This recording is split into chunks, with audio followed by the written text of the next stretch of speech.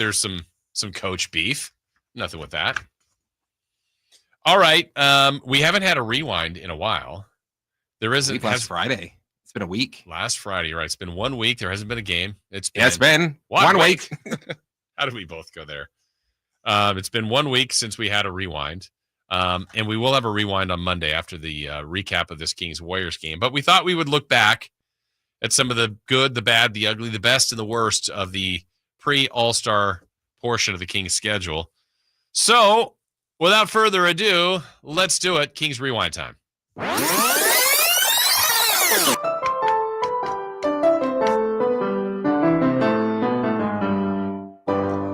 Actually, before I get to that, this one's killing me. Kurt acts like a cat thrown into a bathtub. Nice. Like that text. All right, Kings Rewind has been off for a while, but it is back today without a game being played. What to call, though? What did we call this edition? It's not the first half of the season when 2/3 of the schedule has already been played. But then you take my 75% chance of winning. If we used to go one-on-one and then add 66 and 2/3%, I got 141 and 2/3 chance of winning at sacrifice.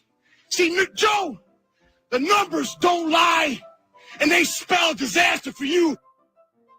So let's go with the first 55, like 55, Jay Will's number, or 55, the age that Christopher Laud thinks I turned about 15 years ago. But she's an old lady. I mean, look at her. She's old. You can't just take her stuff. She's too old.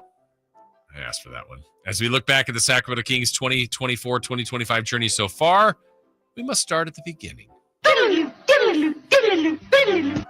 Opening night of the season, the Kings tipped off the season at home against Minnesota. In what was the first game in the post-Harrison Barnes era?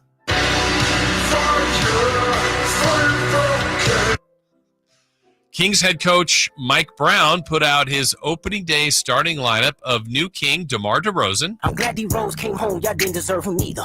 And 4 returners in Keegan Murray, Domantas Sabonis, De'Aaron Fox, and Kevin Huerter. Are you ready for a war? The season opener and second game ended as losses. So the first beam lighting came in game number 3 when the Kings took out the Blazers and watched as the purple laser lit up the Sacramento sky.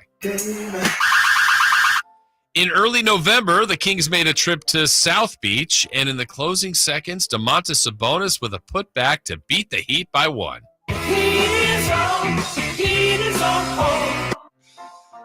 In mid-November, the Kings hosted the T-Wolves in what would prove to be a historic night. De'Aaron Fox lit up the scoreboard for a franchise record 60 points in one game. King Kong ain't got nothing on me.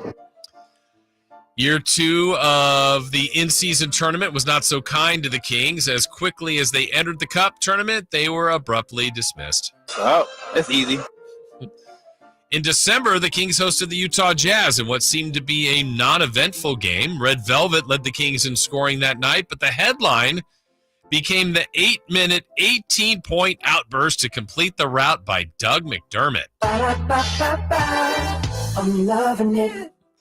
The very next game, the Kings visited New Orleans. You nasty, mon beauté rouge. Laissez-le bon temps rouler, hein? For the very first time since going 0-6 the year before, and behind Domas Sabonis' 32-point, 20-rebound effort, the Kings finally exorcised that demon. I have exorcised the demons. This house is clear. Then the Kings hit a big bump, a big-time bump in the road, a loss to Denver, the Lakers twice, Indiana, and then the unthinkable, the heartbreaking loss to make it 5 in a row to Detroit. I'm going to lose my freaking mind. Well, that loss proved costly, and that was the last time the Kings were going to be coached by Mike Brown as he was relieved of his coaching duties. Now, we are f***ed.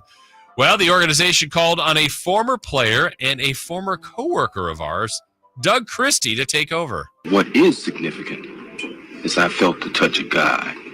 God got involved. Well, after an opening loss, DC got the most out of his team, and suddenly the Kings had their longest win streak in years. Wins over Dallas, Philly, Memphis, Golden State. Miami, Boston, and Chicago. The vibes were good, and Doug even took the team to see the beam up close and personal. That light is burning my brain. While the winning was going on, the doubt was creeping in. A visit from Clutch Sports from the front office, with the front office, and the franchise face De'Aaron Fox was talking about another location. Fragile ego, fragile body, weak mind, weak spirit. A private situation became very public as Fox expressed his desire for the Spurs while the Kings acted on it. Cue up a big trade as Fox, Herter, McLaughlin left, and Zach LaVine came west. Veen!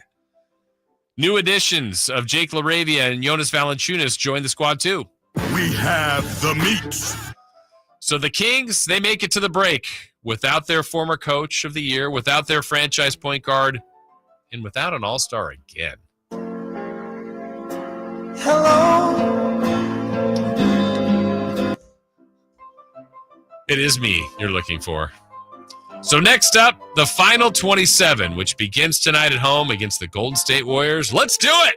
Okay, fine. You can keep your small-minded podunk town with no culture and an average Chinatown at best. And P.S., your trolleys are stupid. They make you look like a child. Well done, Chris. Well done. I have a feeling some of those may show up again on Monday when we rewind. Think so? When we rewind for the Kings. I think of another one we're going to probably play in March, probably early March. Oh. Fragile ego, fragile body, weak mind, weak spirit. You like that one, don't you? I do. You're proud of that one. There you go. We hope you appreciated that. Thanks to you out there. I like the mix of Domas with the Heat is on.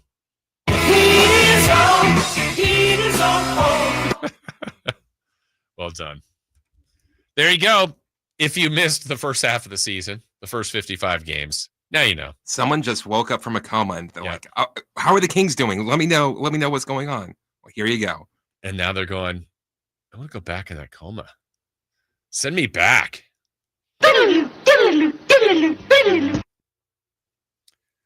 27 games to go. That's what I hate about the All-Star break, because it feels like, oh, we're halfway through the season. Not even And close. then once like you get to the first game, it's like, oh man, it's almost over. Yeah.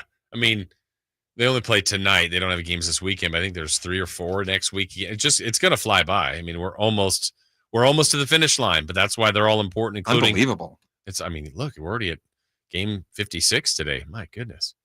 Well, we're going to talk more about that, and that is the Warriors matchup tonight. A lot of you have been chiming in on that.